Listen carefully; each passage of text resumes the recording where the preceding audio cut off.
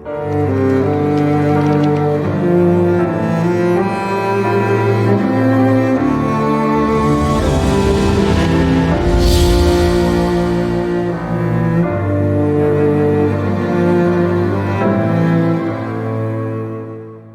આપણે પરમેશ્વરનો નિયમ અને વિચારનું ફળ ઉપદેશ શીર્ષક સાથે પરમેશ્વરના વચનનો અભ્યાસ કરીએ. એક વિચાર મહત્વપૂર્ણ છે. ભલે તે સારો હોય કે ખરાબ, બધું જ આપણા વિચારોથી શરૂ થાય છે. શું તમે સંમત નથી? તેથી ખરાબ વિચારો ખરાબ પરિણામો તરફ દોરી જાય છે. જો કે સારા વિચારો સારા પરિણામો તરફ દોરી જાય છે. ખરું ને? જૂના કરારમાં પરમેશ્વરે આપણને મૂસા દ્વારા નિયમશાસ્ત્ર આપ્યું. નવા કરારમાં તેમણે આપણને ખ્રિસ્ત દ્વારા નવા કરારનો નિયમ આપ્યો. તે પરમેશ્વર તરફથી એક ભેટ હોવાથી તેથી આપણે તેના પર વિશ્વાસ કરવો જોઈએ અને આ વિચારતા તેનું પાલન કરવું જોઈએ કે તે આપણા ભાવિ લાભ માટે છે. પણ લોકો ઘણીવાર સૌપ્રથમ પરમેશ્વરના નિયમનો ત્યાગ કરે છે. તેઓ કહે છે, ભલે આપણે તેને ન પાડીએ, શું આપણે માત્ર પ્રભુ પ્રભુ પોકારી નથી શકતા? પણ જ્યારે તેઓ એમ કરશે તો તેમને વિપત્તિઓ, અનંત શાપ અને દંડ પ્રાપ્ત થશે. પરમેશ્વરે તેને બાઇબલ દ્વારા પહેલાથી જ સમજાવ્યું છે. ત્યારે આપણે પરમેશ્વરે આપણને આપેલી બાઇબલની શિક્ષાઓ પ્રમાણે વિશ્વાસ કરવો જોઈએ. ખરું ને? અમુક લોકો વિચારી શકે છે, મારી સાથે આવી બાબતો કેમ થાય છે? દરેક પરિણામનું એક કારણ હોય છે. દરેક વાવેલું બીજ પરિણામ લાવશે. તેથી આ ક્ષણથી આપણે બધા ખરાબ વિચારોને ફેંકી દેવા જોઈએ. હંમેશા પરમેશ્વર માટે પ્રેમ રાખવો જોઈએ અને સ્વર્ગની આશા રાખવી જોઈએ અને પરમેશ્વરની બધી શિક્ષાઓનું સંપૂર્ણ રીતે પાલન કરવાનો દ્રઢ સંકલ્પ કરવો જોઈએ. આ સંકલ્પ વિના આપણે સારા પરિણામોની અપેક્ષા નથી કરી શકતા. આજે આવો આપણે યર્મિયા અધ્યાય 6 વચન 18 શરૂ કરીએ.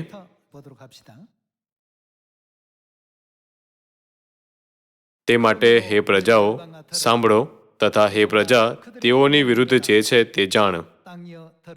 હે પૃથ્વી સાંભળ, હું આ લોકો પર આપત્તિ લાવી રહ્યો છું. એટલે આપત્તિ શેનું પરિણામ છે? તેમની યોજનાઓનું ફળ હું લાવીશ. ભલે તેમણે જે કંઈ પણ વિચાર્યું હોય, આ આપત્તિ તેમના વિચારોનું પરિણામ હતી. ત્યારે તેમના વિચારો શું હતા? આવો આપણે તેને જોવાનું ચાલુ રાખીએ. એટલે તેઓની કલ્પનાનું ફળ હું લાવીશ, કેમ કે તેમણે શું કર્યું છે? તેઓએ મારા વચનો ગણકાર્યા નથી અને તેઓએ મારા નિયમશાસ્ત્રનો ત્યાગ કર્યો છે. પરમેશ્વરે માનવજાતિ માટે ઉદ્ધારનો નિયમ, જીવનનો નિયમ અને પાપોની ક્ષમાના નિયમની સ્થાપના કરી. આ આશ્ચર્યજનક છે કે તેમણે તે નિયમોનો નકાર કર્યો જેમાં પરમેશ્વરની કૃપા છે. બાઇબલ આપણને જાગૃત કરે છે કે આ વિચાર પરમેશ્વરના નિયમશાસ્ત્રનું ઉલ્લંઘન કરવું માન્ય છે, વિનાશમાં પરિણામ લાવશે. બધા લોકો, આજે આપણે જે સાબત દિવસ પાડીએ છીએ તે સામાન્ય દિવસ નથી. સ્વર્ગમાંના સ્વર્ગદૂતો પણ સાબત દિવસ મનાવવા ઈચ્છે છે. પણ આ માત્ર આપણને આપવામાં આવેલો વિશેષાધિકાર છે. આ રીતે નવા કરારનો નિયમ એટલે ખ્રિસ્તનો નિયમ આપણા માટે મહત્વપૂર્ણ છે. આવો આપણે યશાયા અધ્યાય 24 વચન 5 જોઈએ. વળી પૃથ્વી તેના રહેવાસીઓના પાપને લીધે ભ્રષ્ટ થઈ છે. કારણ શું છે? કેમ કે તેઓએ નિયમનું ઉલ્લંઘન કર્યું છે, વિધિનો અનાદર કર્યો છે, સનાતન કરાર તોડ્યો છે. યર્મિયા અધ્યાય 6માં તેમણે આફતોનો સામનો કરવો પડ્યો કેમ કે તેમણે પરમેશ્વરના નિયમશાસ્ત્રનો અસ્વીકાર કર્યો હતો. અને યશાયા અધ્યાય 24માં તેમણે નિયમોનું ઉલ્લંઘન કર્યું, વિધિઓનું ઉલ્લંઘન કર્યું અને સનાતન કરારને તોડ્યો. અને પરિણામ શું આવ્યું? તેથી શાપને લીધે પૃથ્વી ક્ષીણ થઈ છે. આ તેમના ખોટા કાર્યોના કારણે હતું ને તેના રહેવાસીઓ બળીને ભસ્મ થઈ ગયા છે અને ઘણા થોડા જ માણસ બાકી રહ્યા છે. વચન 7. નવો દ્રાક્ષરસ શોક કરે છે, દ્રાક્ષાવેલો સુકાઈ જાય છે. જેઓ મોજ માણતા હતા તેઓ નિસાસા નાખે છે. ડફોનો હર્ષ બંધ થાય છે, હર્ષ કરનારનો અવાજ સંભળાતો નથી, વીણાનો હર્ષ બંધ પડે છે. આ બધા પાછળનું કારણ શું છે?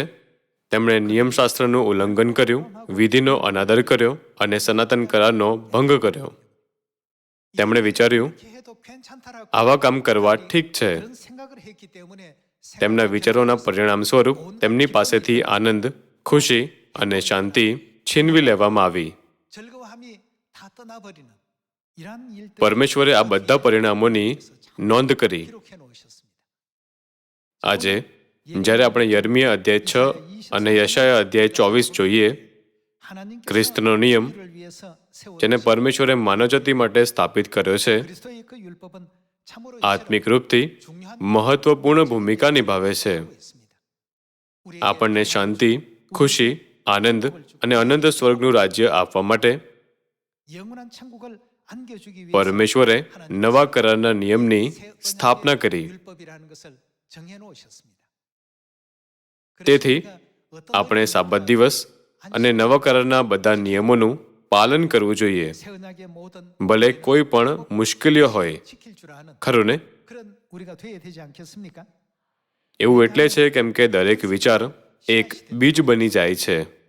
તેથી જેમ સ્વર્ગીય માતા કહે છે, સદા આનંદ કરો, તો આપણે આનંદથી ભરાઈ જવું જોઈએ જ્યારે આપણે સ્વર્ગના રાજ્યમાં જવાના આપણા ભવિષ્ય વિશે વિચારીએ છીએ. ખરું ને? છેવટે આ પૃથ્વી એક આશ્રયનગર છે.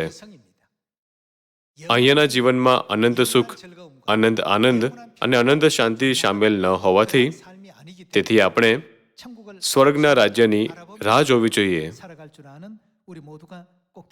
આ યશાયા અધ્યાય 24માં લખ્યું છે, તેઓએ નિયમનું ઉલ્લંઘન કર્યું છે, વિધિનો અનાદર કર્યો છે, સનાતન કરાર તોડ્યો છે.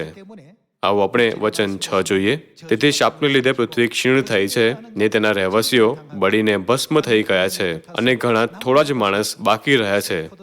નવો દ્રાક્ષરસ શોક કરે છે, દ્રાક્ષાવેલો સુકાઈ જાય છે. જેઓ મોજ માણતા હતા તેઓ નિસાસા નાખે છે. ડફોનો હર્ષ બંધ થાય છે, હર્ષ કરનારાનો અવાજ સંભળાતો નથી, વીણાનો હર્ષ બંધ પડે છે. તેઓ ગાયન કરતા કરતા દ્રાક્ષરસ પીશે નહીં, દારૂ પીનારને કડવો લાગશે. ઉજ્જડ નગર પાયમાલ થયું છે, સર્વ ઘરો બંધ કરવામાં આવ્યા છે, તેથી કોઈ અંદર પેસે નહીં. ગલીઓમાં દ્રાક્ષરસને માટે બૂમ પડે છે, સર્વ હર્ષ અંધારાયેલો છે, પૃથ્વી પરથી આનંદનો લોપ થયો છે. નગરમાં પાયમાલી થઈ રહેલી છે ને દરવાજામાં વિનાશ થઈ રહ્યો છે. આ માત્ર એક અંધકારમય સ્થિતિને દર્શાવે છે. આ ક્યારે થશે? જ્યારે આપણે વિચારીએ છીએ પરમેશ્વરના નિયમનું ઉલ્લંઘન કરવું ઠીક છે, તો આવા પરિણામો વિચારોના ફળ તરીકે અનુસરશે. આપણે માત્ર સાબત દિવસ, પાસ્કા પર્વ, ઓઢણીનો નિયમ અને બાપ્તિસ્મા પર જ ધ્યાન કેન્દ્રિત ન કરવું જોઈએ. પરમેશ્વર હંમેશા આપણને ઘણી શિક્ષાઓ પ્રદાન કરે છે. આજે જેમ પરમેશ્વરે કહ્યું, સદા આનંદ કરો. આવો આપણે આપણા જીવનમાંથી અંધકારને કાઢી નાખીએ. આપણે સ્વર્ગ જઈ રહ્યા હોવાથી શું આપણી માટે આનંદિત ન થવાનું કોઈ કારણ છે? બધા લોકો, જો તમારે એક અઠવાડિયામાં અમેરિકા ફરવા જવાનું હોય તો શું થશે? અથવા જો તમે અવકાશમાં મુસાફરી પર જઈને એક અંતરિક્ષ યાનથી નીચે પૃથ્વીને જોવાના હોવ તો શું થશે? તમને કેવું લાગશે? ભલે લોકો તમારા વિશે ખરાબ બોલે તો પણ તમે ખુશ થશો. ભલે તમે એવું કહો છો, પણ હું જલ્દીથી અવકાશમાં જઈશ અને ત્યાંથી નીચે આ ગ્રહને જોઈશ. તમે આનંદથી ભરાઈ જશો કેમ કે તમારી પાસે આશા છે. સ્વર્ગ એક સુખી દુનિયા હોવાથી તેથી આપણને આનંદ અને ખુશી આપવામાં આવે છે. પણ આ પૃથ્વી આશ્રયનગર છે. આપણે જે ઈચ્છીએ છીએ તે બધું જ નથી થઈ શકતું. જો બધું આપણી ઈચ્છા પ્રમાણે ચાલતું હોય તો તે આશ્રયનગર ન હોત. તેથી પરમેશ્વર આપણને કહે છે કે સ્વર્ગના રાજ્યમાં આપણે આપણી બધી ઈચ્છાઓ પૂરી કરી શકીએ છીએ અને અનંતકાળના જીવન અને આશીષોનો આનંદ લઈ શકીએ છીએ. આપણે સ્વર્ગમાં બધું જ કરી શકીએ છીએ. તો શું પરમેશ્વર આપણને પ્રેરિત કરવા બાઇબલના માધ્યમથી એટલી બધી શિક્ષાઓ નથી આપતા કે આપણે પ્રભુમાં રહીએ, પ્રભુમાં વિચારીએ, પ્રભુમાં આશા રાખીએ, પ્રભુમાં આનંદ કરીએ અને પરમેશ્વરે આપણને આપેલા માર્ગનું પાલન કરીએ? નવા કરારનો નિયમ આપણા માટે ખરેખર મહત્વપૂર્ણ છે. જેમ કે તેમણે વિચાર્યું, પરમેશ્વરના નિયમનું ઉલ્લંઘન કરવું ઠીક છે. તેમણે નિયમનો ભંગ કર્યો અને અનંતકાળના કરારને તોડી નાખ્યો. પરિણામ સ્વરૂપ શાપ પૃથ્વીને ખાઈ જાય છે અને તેના રહેવાસીઓને દોષિત ઠરાવવામાં આવે છે અને તેમના માટે એક અંધકારમય ભવિષ્ય જ બાકી રહેશે. આ જ કારણ છે કે આ સમાચાર જેને આપણે વહેંચીએ છીએ અને પ્રચાર કરીએ છીએ તેને સુવાર્તા કહેવામાં આવે છે, ખરું ને? જો લોકો આ સુવાર્તાનો સ્વીકાર કરે અને પરમેશ્વરના નિયમોને યોગ્ય રીતે સમજે તો પ્રથમ તેઓ સ્વર્ગમાં જશે. તેઓ ક્ષમા, અનંત જીવન અને ઉદ્ધાર પ્રાપ્ત કરશે. તેઓ સ્વર્ગના રાજ્યનો વારસો મેળવશે અને શાહી યાજક બનશે. પરમેશ્વરે આપણા માટે સ્વર્ગનું અનંત રાજ્ય તૈયાર કર્યું છે જ્યાં આપણી બધી ઈચ્છાઓ પૂરી થાય છે. તેથી સ્વર્ગની આશા સાથે આવો આપણે હંમેશા આ કહેતા આનંદિત રહીએ, રાહ જુઓ અને તમે જોશો કે હું ક્યાં જઈ રહ્યો છું. આ પૃથ્વી પર રહીને ભલે લોકો આપણને નહીં ઓળખી શકે, પણ સ્વર્ગમાં સ્વર્ગદૂતો આપણને કહેશે, પરમેશ્વરનો પ્રેમ જે તમે પૃથ્વી પર મહેસૂસ કર્યો તે કંઈક એવો છે જેનો અમે ક્યારેય અનુભવ નથી કર્યો. તમે જેમને આવા અનુભવો થયા છે ખરેખરમાં અદ્ભુત છો. શું પરમેશ્વરે આપણને તે મહિમા આપવાનું વચન નથી આપ્યું જે સદા સર્વકાળ તારાઓની જેમ ચમકશે? આપણે આના પર આપણી દ્રષ્ટિ સ્થાપિત કરવી જોઈએ અને આગળ વધવું જોઈએ. જ્યારે તમે પૃથ્વીને જુઓ છો તો તમને માત્ર હતાશા, ચિંતા, શાપ અને આપત્તિઓ સાથે અંધકારમય ભવિષ્ય દેખાય છે. પણ જ્યારે તમે સ્વર્ગ તરફ જુઓ છો તો ત્યાં મૃત્યુ, શોક, રુદન કે દુઃખ ન હોવાથી આનંદ અને ખુશીઓ વહે છે. ત્યાં કોઈ ઝઘડો કે શાપ પણ નહીં હોય.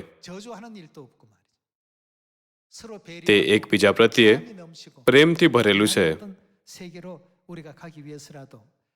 એવી દુનિયામાં પ્રવેશ કરવા માટે આપણે પરમેશ્વરે આપણને આપેલા નવા કરારના નિયમોનું સંપૂર્ણ રીતે પાલન કરવું પડશે. નિયમશાસ્ત્ર આપણને ખ્રિસ્ત અને આપણી સ્વર્ગીય માતા નવી યરુશલેમ તરફ લઈ જશે અને પિતા અને માતાનું પાલન કરતા શું આપણે સ્વર્ગના અનંત રાજ્યમાં પાછા નહીં જઈએ? આવો આપણે 2 થેસલોનિકીઓ અધ્યાય 1 વચન 7 જોઈએ. આવો આપણે અધ્યાય 1 વચન 7 જોઈએ. અને જ્યારે પ્રભુ ઈસુ સ્વર્ગમાંથી પોતાના પરાક્રમી દૂતો સાથે અગ્નિની જ્વાળામાં પ્રગટ થશે ત્યારે તે તમો દુઃખ સહન કરનારાઓને અમારી સાથે વિસામો આપે. તે સમયે જેઓ ઈશ્વરને ઓળખતા નથી ને જેઓ આપણા પ્રભુ ઈસુ ખ્રિસ્તની સુવાર્તા માનતા નથી તેઓને તે સજા કરશે. આપણા પ્રભુ ઈસુ ખ્રિસ્તની સુવાર્તા નવા કરારને દર્શાવે છે. તે લોકોનું શું થશે જે નવા કરારના નિયમનું પાલન નથી કરતા? પરમેશ્વર તેમને અનંતકાળના ન્યાયથી શિક્ષા કરશે. તેઓ ઉદ્ધાર કે પાપોની ક્ષમા પ્રાપ્ત નથી કરી શકતા. તે જ રીતે 2 થેસલોનિકીઓ અધ્યાય 1 કહે છે કે તેમને અનંતકાળની સજા પ્રાપ્ત થશે. યશાયા અધ્યાય 24 કહે છે કે અનંતકાળના શાપને લીધે પૃથ્વી ક્ષીણ થઈ જશે. યર્મિયા અધ્યાય 6 કહે છે કે પરમેશ્વરના નિયમોનો અસ્વીકાર કરવાના કારણે તેઓ વિપત્તિઓ પ્રાપ્ત કરશે અને આ તેમના વિચારોનું ફળ છે. કેટલાક કહે છે, ભલે સાબત દિવસ શનિવાર હોય કે રવિવાર, શું કોઈ પણ દિવસે પરમેશ્વરની આરાધના કરવી પૂરતું નથી? દિવસ આટલો મહત્વપૂર્ણ કેમ છે? તે મહત્વપૂર્ણ છે. આ મહત્વપૂર્ણ છે એટલે પરમેશ્વરે તેને 7મો દિવસ તરીકે નિયુક્ત પણ કર્યો છે. આજે કેટલાક કહે છે, જ્યારે આપણે ઈચ્છીએ ત્યારે તેને નકારવું અથવા તેને પાડવું ઠીક છે. આ તેમનો વિચાર છે. આ પરમેશ્વરનો વિચાર નથી. તેથી તેમના વિચારોના ફળના રૂપમાં તેઓ અનંત નરકમાં જઈને વિપત્તિ અને શાપ પ્રાપ્ત કરશે. આ બધી દુર્ભાગ્યપૂર્ણ ઘટનાઓનું વર્ણન જૂના કરાર અને નવા કરારમાં પ્રબોધકો દ્વારા કરવામાં આવ્યું છે. પરમેશ્વરનો નિયમ ક્યારેય ન છોડો. જ્યારે તમે સ્વર્ગમાં આવશો તો તમને બધા કારણો સમજાશે. તમને અત્યારે આ વાતનો અહેસાસ નથી, પણ પછી તમે સમજી શકશો. શું આ સાચું નથી કે પરમેશ્વર કંઈ પણ કારણ વગર નથી કરતા? ત્યારે આવો આપણે સાબત દિવસના વિષયમાં એક પરિબળ ટૂંકમાં જોઈએ. આવો આપણે હજકીએલ અધ્યાય 22 વચન 25 જોઈએ. અધ્યાય 22 વચન 25. શિકારને ફાડી ખાનાર ગાજતા સિંહના જેવા તેના આગેવાનોની મસલત તેનામાં છે. તેઓએ આત્માઓને ફાડી ખાધા છે. તેઓ દ્રવ્ય તથા મૂલ્યવાન વસ્તુઓનું હરણ કરે છે. તેમાં તેઓએ વિધવાઓની સંખ્યા વધારી દીધી છે. યાજકોએ શું કર્યું? તેઓએ પરમેશ્વરના નિયમનું ઉલ્લંઘન કર્યું. તેના યાજકોએ મારા નિયમશાસ્ત્રનો ભંગ કર્યો છે ને મારી અર્પિત વસ્તુઓને ભ્રષ્ટ કરી છે. તેઓએ પવિત્ર તથા સાધારણની વચ્ચે તફાવત રાખ્યો નથી ને તેઓએ માણસોને અશુદ્ધ તથા શુદ્ધની વચ્ચેનો ભેદ બતાવ્યો નથી ને મારા સાબતો તરફ પોતાની આંખો મીચી દીધી છે ને તેઓમાં મારું નામ શું થાય છે? બદનામ થાય છે.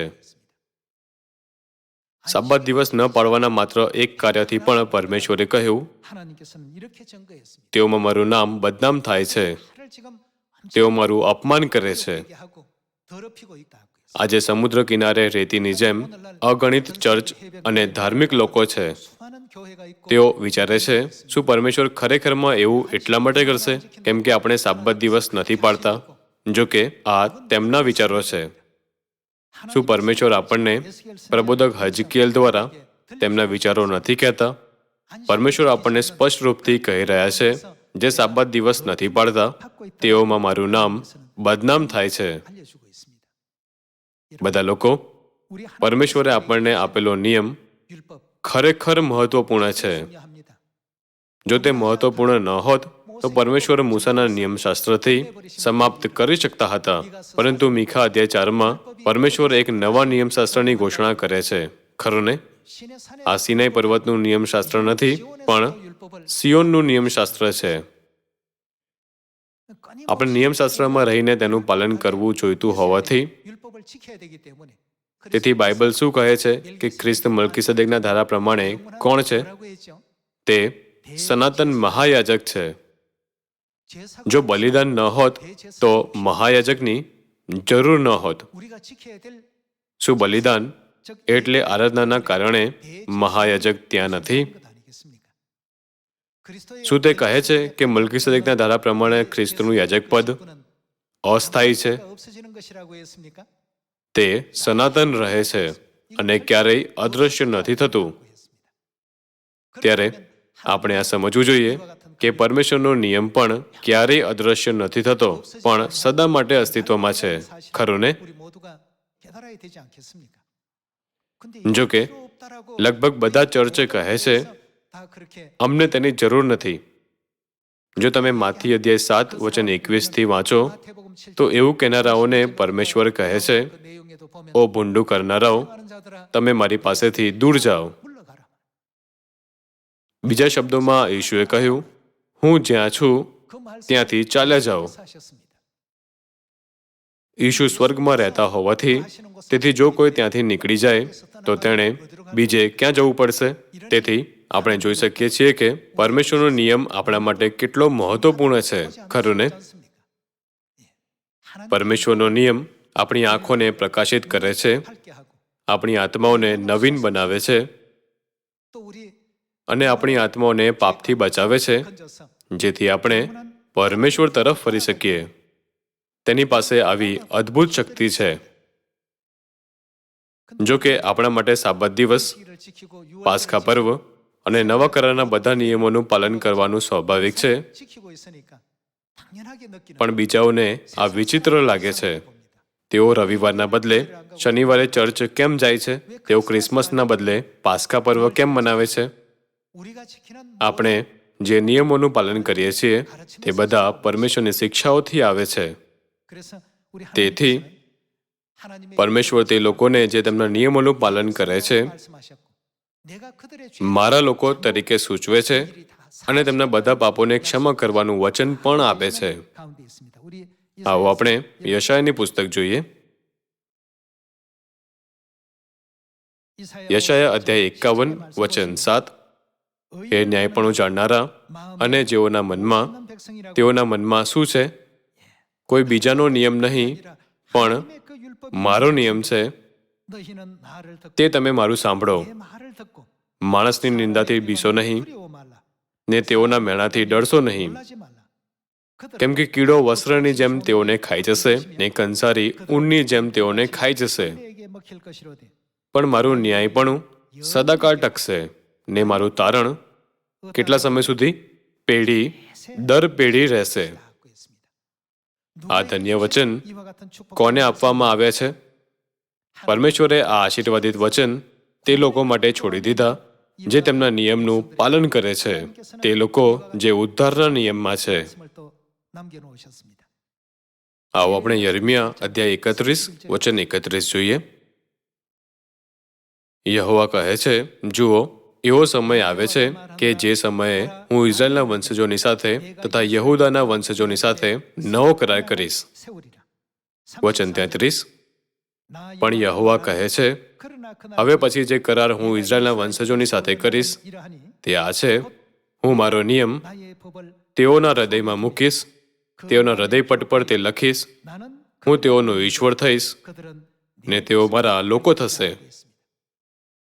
જો કોઈની પાસે પરમેશ્વરનો નિયમ નથી તો તે પરમેશ્વરના લોકો નથી. આ રીતે ફિલિપિયોની પુસ્તક પ્રમાણે આપણી નાગરિકતા ક્યાં છે?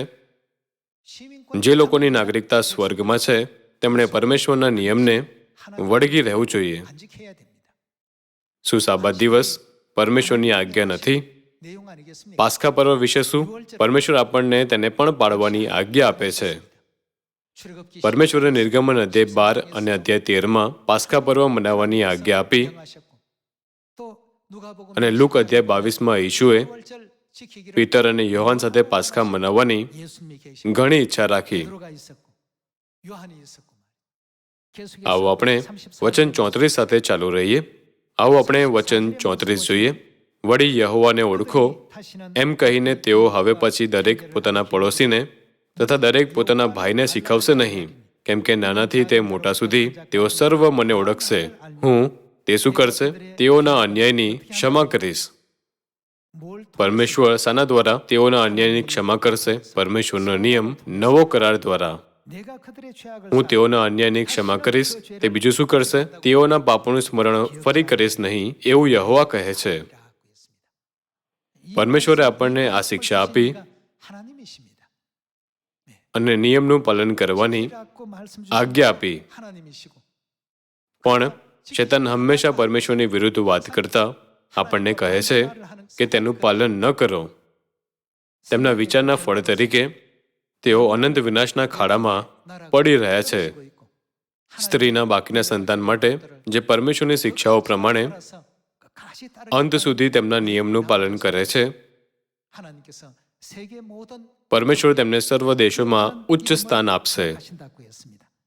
આવો આપણે નિર્ગમન અધ્યાય 20 પર જઈએ. આવો આપણે અધ્યાય 20 વચન 8 જોઈએ. સાબત દિનને પવિત્ર પાડવાને તું યાદ રાખ. 6 દિવસ તું ઉદ્યોગ કર ને તારું બધું કામ કર, પણ 7મો દિવસ તારા ઈશ્વર યહોવાનો સાબાત છે. તેમાં તું કંઈ કામ ન કર, તું કે તારો દીકરો કે તારી દીકરી કે તારો દાસ કે તારી દાસી કે તારા ઢોર કે તારા ઘરમાંનો પરદેશી, કેમ કે 6 દિવસમાં યહોવાએ આકાશ તથા પૃથ્વી, સમુદ્ર તથા તેઓમાંના સર્વ ઉત્પન્ન કર્યા, ને 7મે દિવસે તે સ્વસ્થ રહ્યા. એ માટે યહોવાએ તેમણે શું કર્યું? સાબાત દિનને આશીર્વાદ આપીને તેને પવિત્ર ઠરાવ્યો. પરમેશ્વર તે દરેકને આશીષ આપે છે જે સાબાત દિવસ પાડે છે. સાથે જ પરમેશ્વરે સાબાત દિવસને પવિત્ર ઠરાવ્યો, અને સાબાત દિવસ દ્વારા પરમેશ્વર આપણને પવિત્રતા તરફ લઈ જાય છે. આ શબ્દોની તપાસ કરવાથી આપણે સમજી શકીએ છીએ કે આપણે પરમેશ્વરના નિયમનું પાલન કરવું જોઈએ કે નહીં. બધા લોકો, શું તેને ન પાડવું ઠીક છે? અલબત્ત આપણે પરમેશ્વરના નિયમનું પાલન કરવું જોઈએ. જો લોકો તેનાથી દૂર થઈ જાય તો છેલ્લા દિવસે જ્યારે પરમેશ્વર સળગતી અગ્નિમાં પ્રગટ થશે ત્યારે તેમને સજા કરશે. યશાયા અધ્યાય 24માં આ લખ્યું છે કે તેમની પર મોટી આફતો આવશે. પરમેશ્વરે આપણને આ પાઠ શીખવ્યો અને આ યુગમાં નવા કરારનું સત્ય આપણી માટે લાવ્યા. ખરું ને?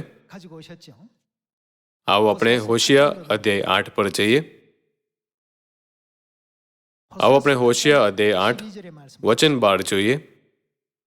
જો કે હું તેને માટે મારા નિયમશાસ્ત્રમાં હજારો વિધિઓ ઠરાવું તો પણ તેઓ તેને કેવા દેખાય છે? મન પારકા જેવા દેખાય છે. તેનું કારણ શું છે? આ તેમના વિચારોનું ફળ છે. પરમેશ્વર માનવજાતિને પ્રબોધકો અને બાઇબલના માધ્યમથી એવી બાબતો વિશે કેમ શીખવતા રહેશે જે અપ્રસ્તુત અને નકામી છે, ખાસ કરીને સેંકડો કે હજારો વર્ષોથી? જો કે પરમેશ્વરે માનવજાતિ માટે તેમના નિયમો પ્રદાન કર્યા છે, તેઓને તે મન પારકા જેવા દેખાય છે. જો સાબાત દિવસ શનિવારે હોય કે રવિવારે, તેનાથી શું ફરક પડે છે? શું યીશુના જન્મની યાદમાં ક્રિસમસ મનાવવી સારું નહીં હોય? પાસ્કા પર્વ ખૂબ અજાણ્યો છે. શું મારે તેને મનાવવાની જરૂર છે? તેઓ તેમના વિચારોને પકડી રાખતા હોવાથી પરિણામ શું આવે છે? શું તેમને અનંત સ્વર્ગનું રાજ્ય આપવામાં આવશે? અત્યારે લોકો કદાચ સાબાત દિવસ અથવા નવા કરારના પાસ્કા પર્વનો અર્થ સમજી શકતા નથી, જેને આપણે પાડીએ છીએ. પરંતુ પરમેશ્વરે સિયોનમાં તેમની બધી સંતાનોને બધા લોકોથી સૌથી ઊંચા પદ પર, જેનાથી સ્વર્ગમાં સ્વર્ગદૂતો પણ ઈર્ષા કરે છે, એવા પદ પર રાખવાનો વાયદો કર્યો છે. આવો આપણે નિર્ગમન અધ્યાય 15 જોઈએ, જ્યાં આ કહેવામાં આવ્યું છે કે પરમેશ્વરે આપણા માટે નિયમ સ્થાપિત કર્યો છે. આવો આપણે નિર્ગમન અધ્યાય 15 વચન 25 જોઈએ. અને તેણે યહોવાની પ્રાર્થના કરી, અને યહોવાએ તેને એક વૃક્ષ બતાવ્યું. તે તેણે પાણીમાં નાખ્યું એટલે પાણી મીઠા થઈ ગયા. ત્યાં યહોવાએ તેઓને માટે તેમણે શું ઠરાવ્યું? એક વિધિ તથા એક નિયમ ઠરાવ્યો. પરમેશ્વરે તેમના માટે શું ઠરાવ્યું? પરમેશ્વરની વ્યવસ્થા, નિયમો અને આજ્ઞાઓ. બધી માનવજાતિ અને આત્મિક આશ્રયનગરમાં રહેતા સ્વર્ગીય પાપીઓ માટે પરમેશ્વરે નવા કરારનું સત્ય આપ્યું. તેથી આવો આપણે બધાને સાબાત દિવસ અને પાસ્કા પર્વનો પ્રચાર કરીએ. આવો આપણે ખંતથી પ્રચાર કરીએ, જેથી તેમનું ભવિષ્ય સ્વર્ગનું અનંત રાજ્ય હોઈ શકે. અને પરમેશ્વરના વચનનો ઈમાનદારીથી અભ્યાસ કરતા આવો આપણે એક આનંદિત જીવન જીવીએ.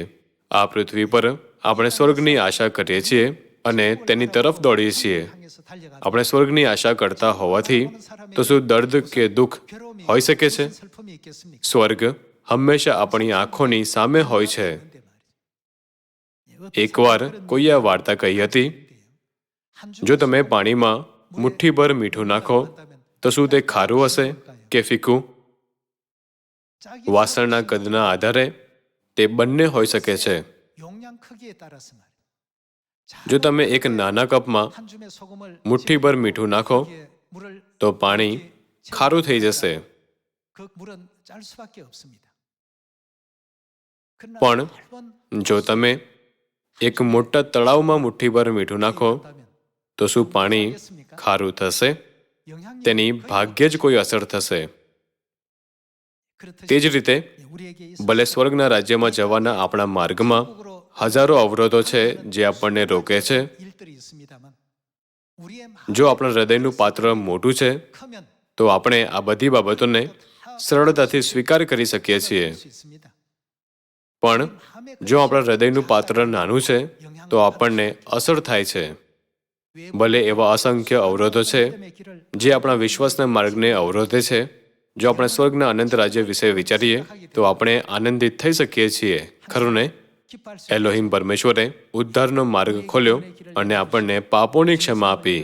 હું પિતા પરમેશ્વર, ખ્રિસ્ત આન સંગ હોંગ અને નવી યરુશલેમ સ્વર્ગીય માતાને અનંત ધન્યવાદ અને મહિમા આપું છું.